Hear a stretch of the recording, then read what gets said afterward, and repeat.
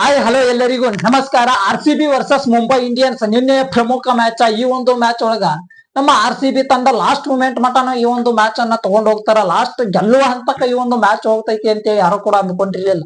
ಯಾಕಂದ್ರೆ ನಮ್ಮ RCB ಅವರು ಪವರ್ ಪ್ಲೇ ಒಳಗ ಕೇವಲ 35 ರನ್ನಿಗೆ 5 ವಿಕೆಟ್ಸ್ ಗಳನ್ನ ಕಳ್ಕೊಂಡಿದ್ರು. ಮತ್ತ 5 ವಿಕೆಟ್ಸ್ ಗಳು ಅಂದ್ರ RCB ತಂಡದ ಮೇನ್ ಬ್ಯಾಟರ್ಸ್ ಗಳು ಯಾರಿದ್ರು ಎಲ್ಲಾ ವಿಕೆಟ್ ಆಗಿ ಪೆವಿಲಿಯನ್ ಒಳಗ ಕುತ್ಕೊಂಡಿದ್ರು. ಲಾಸ್ಟ್ ಆ ರಿಚಾ ಘೋಷ್ ಅನ್ನುವಂತ ಒಬ್ಬ ಪ್ಲೇಯರ್ ಉಳ್ಕೊಂಡಿದ್ರು. ಅವರ ಇಡೀ ಮ್ಯಾಚ್ ಅದ ದಿಕ್ಕನ್ನ ಬದಲಿಸಿದ್ರು. ಆ ಒಂದು ಮ್ಯಾಚ್ ಅನ್ನ ಉಲ್ಟಾ ಪಲ್ಟಾ ಮಾಡಿದ್ದ ರಿಚಾ ಘೋಷ್ ಅವರು. ಲಾಸ್ಟ್ ಮೂಮೆಂಟ್ ಗೆ ನಮ್ಮ RCB ತಂಡ ಈ ಒಂದು 100 ರನ್ ಆದ್ರೂ ಹೊಡೆದ್ರೆ ಸಾಕು ಅನ್ನುವಂತ ಒಂದು ಮೂಮೆಂಟ್ ಒಳಗ ಎಂಥ ಒಂದು ಬ್ಯಾಟಿಂಗ್ ಪ್ರದರ್ಶನ ಬಂದಿದ್ದು. ಇಡೀ ಮ್ಯಾಚ್ ದಿಕ್ಕನ್ನ ಬದಲಿಸಿದ್ರು. ಈ ಒಂದು ಮ್ಯಾಚ್ ನ ಟಾಸ್ ಗೆದ್ದಿದ್ದ ನಮ್ಮ RCB ತಂಡ. RCB ಅವರು ಮೊದಲ ಬೌಲಿಂಗ್ ಅನ್ನ ಆಯ್ಕೆ ಮಾಡ್ಕೊಂಡ್ರು. ಆ ಕಡೆ ಮುಂಬೈ ಇಂಡಿಯನ್ಸ್ ತಂಡಕ್ಕೆ ಬ್ಯಾಟಿಂಗ್ ಮಾಡುವಂತಹ ಒಂದು ಅವಕಾಶ ಮಾಡಿಕೊಟ್ರು. ಮುಂಬೈ ಇಂಡಿಯನ್ಸ್ ತಂಡದ ಕಡೆಯಿಂದ ಓಪನಿಂಗ್ ಬ್ಯಾಟ್ಸ್ಮನ್ ಆಗಿ ಬಂದಂತ ಮ್ಯಾಥ್ಯೂಸ್ ಎನ್ನುವಂತಹ ಪ್ಲೇಯರ್ ಅವರು 39 ಗೋಲಿ 9 ಬೌಂಡ್ರಿ ಸಹಾಯದೊಂದಿಗೆ 56 ರನ್ಸ್ ಗಳನ್ನ ಅವ್ರು ಕಲೆ ಹಾಕಿದ್ರು. ಆ ಕಡೆ ನ್ಯಾಟ್ ಸಿವರ್ ಬ್ರಂಟ್ ಎನ್ನುವಂತಹ ಪ್ಲೇಯರ್ ಇವರು WPL ಒಳಗ ಒಂದು ಇತಿಹಾಸವನ್ನ ಸೃಷ್ಟಿ ಮಾಡಿದ್ರು.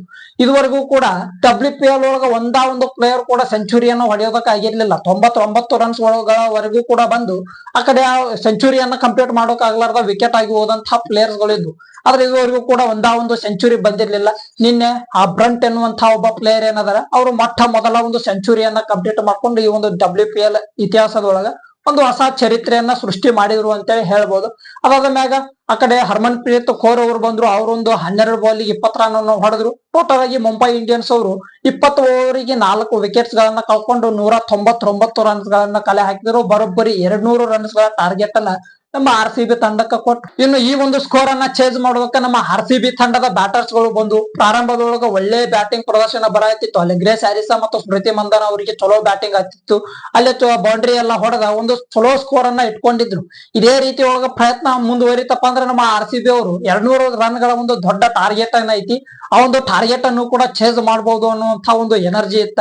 ಆದ್ರೆ ಇದ್ದಕ್ಕಿದ್ದಂಗ ಗ್ರೇಸ್ ಹ್ಯಾರಿಸ್ ಮತ್ತು ಸ್ಮೃತಿ ಮಂದನ ಎರಡೂ ಪ್ಲೇಯರ್ಸ್ ಗಳ ವಿಕೆಟ್ ಹೋಗ್ತೈತಿ. ನೋಡ್ತಿದ್ದಂಗ ನಮ್ಮ RCB ಅವರು ಪವರ್ ಪ್ಲೇ ಒಳಗ 35 ರನ್ನಿಗೆ 5 ವಿಕೆಟ್ಸ್ ಗಳನ್ನ ಕಳ್ಕೊಳ್ತಾರ.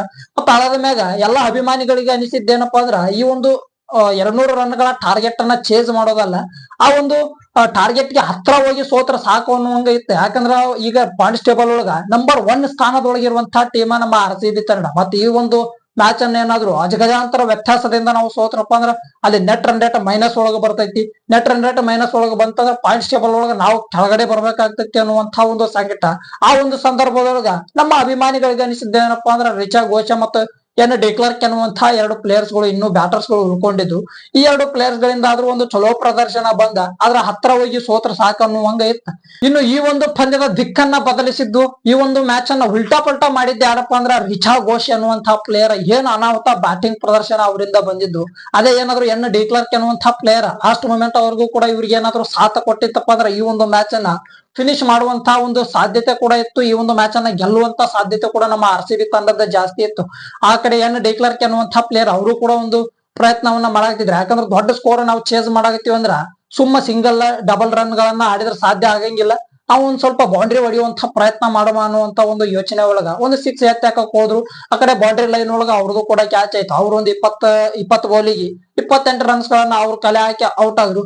ಅದಾದ ಮ್ಯಾಗ ನೆಕ್ಸ್ಟ್ ಲೆವೆಲ್ ಪ್ರದರ್ಶನವನ್ನ ಕೊಟ್ಟಿದ್ದ ರಿಚಾ ಘೋಷ್ ಅನ್ನುವಂತ ಪ್ಲೇಯರ್ 50 ಬೌಲಿಗೆ 90 ರನ್ಸ್ ಗಳು, ಅದರೊಳಗ 10 ಬೌಂಡ್ರಿ ಮತ್ತೆ 6 ಸಿಕ್ಸರ್ ಗಳನ್ನ ಹೊಡೆದ್ರು. ಅನಾಹುತ ಬ್ಯಾಟಿಂಗ್ ಲಾಸ್ಟ್ 2 ಓವರ್ದೊಳಗಂತೂ ಒಂದು ರೀತಿ ಹೈಲೈಟ್ಸ್ ನೋಡ್ದಂಗ ಆಯ್ತು. ಆ ಒಂದು ಮ್ಯಾಚ್ ಒಳಗ ಲಾಸ್ಟ್ 2 ಓವರ್ ಒಳಗ ಆ ಒಂದು ಹೈಲೈಟ್ಸ್ ಎಡಿಟ್ ಮಾಡುವಂತ ಏನು ಎಡಿಟರ್ ಅದರ ಲಾಸ್ಟ್ 2 ಓವರ್ ಅನ್ನ ಅವ್ರು ಎಡಿಟ್ ಮಾಡೋದೇ ಬೇಕಾಗಿಲ್ಲ. ಹೆಂಗಿದ್ದ ಹಂಗ ಹಾಕಿದ್ರು ಅದು ಹೈಲೈಟ್ಸ್ ರೀತಿ ಒಳಗ ಕಾಣ್ತೈತಿ. ಅಂತ ಒಂದು ಬ್ಯಾಟಿಂಗ್ ಪ್ರದರ್ಶನ, ಅಂತ ಒಂದು ಅದ್ಭುತವಾದಂತ ಬ್ಯಾಟಿಂಗ್ ಆಡಿದ್ದ ರಿಚಾ ಘೋಷ್ ಅವರು.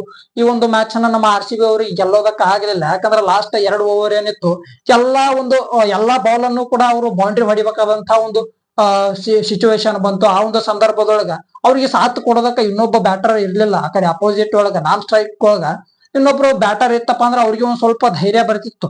ಆ ಕಡೆ ಇರುವಂತದ್ದ ಬೌಲರ್ಸ್ ಗಳು ಅವ್ರಿಗೆ ಮತ್ತ ಸ್ಟ್ರೈಕ್ ಕೊಟ್ರಪ್ಪ ಅಂದ್ರೆ ಅಲ್ಲಿ ಡಾಟ್ ಬಾಲ್ ಗಳಂತೂ ಹಾಗೆ ಆಗ್ತಾವ ಅನ್ನುವಂತ ಒಂದು ಯೋಚನೆ ಒಳಗ ಅವರೇ ಬೌಂಡ್ರಿ ಸಿಕ್ಸರ್ ಗಳನ್ನ ಹೊಳೆಯೋದಕ್ಕೆ ಸ್ಟಾರ್ಟ್ ಮಾಡಿದ್ರು. ಆದ್ರೂ ಅವರ ಸತತ ಪ್ರಯತ್ನದೊಂದಿಗೆ ನಮ್ಮ RCB ತಂಡವನ್ನ ಅವ್ರೇನು ಜಾಸ್ತಿ ರನ್ಸ್ ಗಳಿಂದ ಸೋಲೋದಕ್ಕೆ ಬಿಡ್ಲಿಲ್ಲ. ಕೇವಲ 15 ರನ್ಸ್ ಗಳಿಂದ ಮಾತ್ರ ನಮ್ಮ RCB ತಂಡ ನಿನ್ನೆ ಮ್ಯಾಚ್ ಸೋಲ್ತು.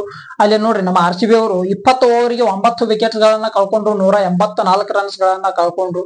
ಈ ಒಂದು ದೊಡ್ಡ ಸ್ಕೋರ್ ಅನ್ನ ಕಲೆ ಹಾಕೋದಕ್ಕೆ ಸಾಧ್ಯ ಆಗಿದ್ದು ಅದು ರಿಚಾ ಘೋಷ್ ಅವರ ಅನಾಹುತ ಬ್ಯಾಟಿಂಗ್ ನಿಂದ, ಅವರ ಒಂದು ಬೆಂಕಿ ಪ್ರದರ್ಶನದಿಂದ ಅಂತೇಳಿ ಹೇಳ್ಬೋದು. ಅವ್ರದ್ದು ಇನ್ನೊಂದ್ 2-3 ಬಾಲ್ ಏನಾದ್ರು ಸಿಕ್ಕಿತ್ತಪ್ಪ ಅಂದ್ರ ಅವರು ಈ ಒಂದು ಮ್ಯಾಚ್ ಒಳಗೆ ಸೆಂಚುರಿಯನ್ನು ಹೊಡೆದ್ ಬಿಡ್ತಿದ್ರು. 2ನೇ ಸೆಂಚುರಿ ಆಗ್ತಿತ್ತು ಈ ಒಂದು WPL ಒಳಗ.